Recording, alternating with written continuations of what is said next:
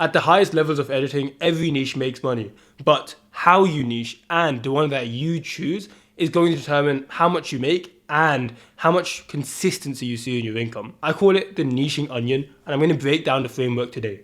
My name's Sayeef. I've edited for some of the largest YouTubers in the world, including guys between 1 to 70 million subscribers, and I've helped over 300 editors go full time and scale their income. If I ask you, is a mile long or short? Some people will say long, some people will say short, but a mile is only long or short compared to what you're talking about. If you're talking about a highway, a mile or a kilometer is very short, but if you're talking about someone's nose, it's really long. And the same exact thing happens with pricing and how many videos you're actually doing. For some people, charging $1,000 for a video just objectively doesn't make sense. But for some creators, it's cheap. So who is it actually cheap for? Well, people who have a business behind the channel.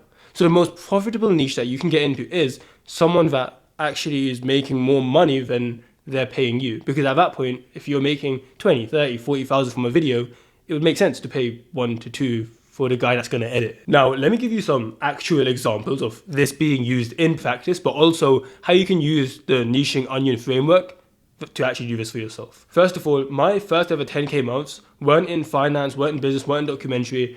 It was in kids content.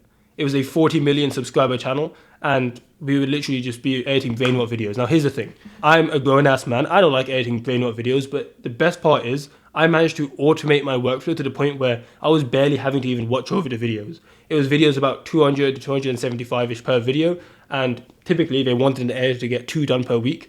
I got 6 to 8 per week because I was able to dial in my workflow. So I didn't mind the niche, but the fact that these guys were a kids channel, a lot of people would look at them and think, oh, kids channels don't pay. But because they had a business, they had merch, they had ad revenue, they had sponsors, it meant that them actually posting still made sense for them to pay a lot for an editor because they're going to make the money back. Another example that I see more typically is someone in the finance or the business space. A guy, his name's Alan. When he first joined, this is more in the coaching program, he was making 1 to 6K per month. Super inconsistent. The problem for him was when he would get a client, they'd pay a decent amount, but they were inconsistent. He got to 10K a month, literally the next month after he joined. It took us 34 days. Is that a typical result? No. Can you expect that? No. But I just say it to prove that, hey, him being in the finance niche allowed him to charge a lot more. His client was making $300,000 a month. So it made sense for him to be able to make $10,000 a month from the services he provides. Another example of this is a guy named Amir. We did this most recently. He's now making between $10,000 to $14,000 a month. His most recent was $14,000. He's doing that with just one client. Is that because he's some amazing editor? Truthfully, he's pretty solid. But the reason he's doing that with one client is because that client makes a lot more money than what they're paying him and the services he provides. Just because of who the client is and the business behind their channel, his service is actually considered more valuable than if he did the exact same thing for some brokey no-name. Now, I want to be clear. There are always going to be exceptions to the rule. For example, there's a guy, his name's Carter. When he first joined us, he never actually had a paid client before when he joined the coaching program. He got into the documentary space because he used to like editing that type of video. And he got his first few clients, 200 a video, 300 a video, 400 a video, like his first couple easy guys. He's now a year and a bit later, charging 9 to 10K per video. He just finished a video for 9.8K. That's one video, and I believe he said it takes him about a week. I could be wrong on that part, but it's a 9.8K per video, and that was what got him over the edge of a 10K month. That channel was a non-profit. So when I asked him, like, oh, like, what's the business behind the channel? He actually mentioned, like, dude, they literally just doing it for love of the game. So he's one of the best people he's ever worked with. So in general, having someone who has a business behind the channel is going to make you more consistently. But there are a ton of times where the value someone derives from their editor isn't just monetary. For example, sometimes there's a gaming creator who just wants to get started. They have a high-paying job outside of editing, and they're like, hey, I want to be able to make content. I'll pay 500, 1,000, 2,000, 3,000 per video, even if it's some dumbass gaming video, because I like it. There was another guy. This isn't my client. It's not even an editor we help. It's literally just a friend who's also an editor. He was charging, I believe it was 1.9K per video for this like IRL type of videos where the guy would like go to people's houses and do like some stupid prank. It was the shittest production quality. It was the shittest storyline. The guy could barely had a personality on camera because he was so new to recording. But the guy was paying nearly 2K per video. Why? because he just wanted to get into YouTube and he made a shit ton of money somewhere else. But I promised you I would explain how to actually get into these spaces, and that's where the niching onion comes in. A lot of editors think they need to pick a niche: gaming, documentary, finance, IRL, whatever. But that's not how you pick a niche. And if you do pick like that, you're going to pigeonhole yourself where you actually end up struggling to get anyone else outside the niche, but also you're going to struggle to get anyone in the niche as well. Let me explain how the onion framework solves that. I want you to imagine niching not as, am I in a niche or not in a niche? I want you to think about it as in, how niched am I? Because at the broadest level, you calling yourself a video editor is already niching down.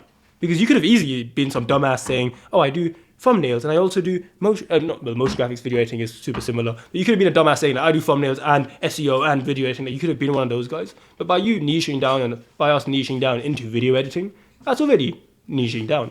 Not by much, but it's niching down. The level tighter than that isn't to go into documentary. Instead, it's the format.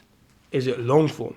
Is it short form? Is it like hyper long form where you're doing like movies or whatever? Personally, I help video editors who are in typically long form or short form social media and want to typically do a lot more long form. I find that makes the most money. So let's say you're a long form editor. Once you know that you're in a long form niche, that's when you go into the next sub niche, the next part of this onion, which is the style/intensity. Now notice how even if there's a creator who's in a different genre, like documentary, but you edit finance videos, as long as it's in the same format, so let's say it's long form, and it's in the same style or intensity, so you edit documentary videos, but it's as if they're finance videos, like it's in the same style, a finance creator will still come to you over someone who has done finance videos, but it looks nothing like what they want. So that's why we prioritize niching in terms of style and intensity of videos once you've gotten the format, and it's only when we've gotten those two in place, that's when you start considering genres. Because I see this all the time, where someone wants to get into a certain niche, let's say it's IRL creators, like the Sidemen, Beta Squad, etc. You trying to just hyper-target that niche when maybe you still have short-form videos in your portfolio, it looks silly. Instead, you want to go step by step. First of all, even if there's someone that you can take on that's just a long-form creator, let's say you want long-form, heavily edited IRL videos, even if you can find someone just long-form for now, and that's closer to that type of client that you want compared to what's currently in your portfolio, you should take that on. Let's say you've done the first level of niching, you've gotten the format down. That's when you can start looking at your portfolio and your pages and start asking, okay, can I get all of this congruent, all of this the same in terms of level of style and the level of intensity and how good the actual edits look? Then, once you've gotten those pretty dialed in, you're like, hey, everything's like relatively well edited. That's when every single time you take on a client video, you ask yourself, by looking at your own pages, is this more or less like the type of niche or the type of client that I want? If you compare the most recent client video to all the rest of your videos and you say, hey, I actually want a lot more of this than that, you just swap them out. And then over time, you'll realize you get the exact niche you want in terms of genre, exact niche you want in terms of style intensity that you want to do. By the way, I always recommend show more than what you actually want to do. For example, like let's say you want simple creators, still show complex edits because you'll get the complex guys and you'll get the simpler guys to pay you more. So I always recommend show a bit more intense stuff than you need. You'll also get the type of format that you want. So you'll get more long form by showing more long form. By following it in this order, you make sure you don't pull off this stupid mistake that a lot of editors make, which is they're trying to niche in terms of genre, but they haven't even got everything in the same sort of rough style or intensity or even in the same format. And you can see me doing this for myself in the description. I have my portfolio. This isn't a pitch or anything. It's literally just me giving it to you as an example. You'll realize I've got everything in long form, then I've got everything in a certain like style or intensity. You'll realize everything's like not super ridiculously well, like complexly edited, but it's all relatively well edited. It's not like there's some random talking head videos like this where it's just super simple. And also everything's within entertainment. So yes, I could edit finance, educational type of content. In fact, a lot of my clients now, if I do take them on, are more in that type of side. But I'm going to show off that level of niching because by niching down more, you get higher pricing power and you're just able to actually target the type of client that you want. So that's how you make any niche you want profitable. But if you want the actual like, hey, this is a niche, this is a niche, this is a niche, this is a niche, this is a niche, then go on this video. It'll be the top niches that I've found do well. And I'll actually list like the exact ones. This one, it was just more of a foundational lesson, which you've got to understand before going into that one. So go watch that niche video here.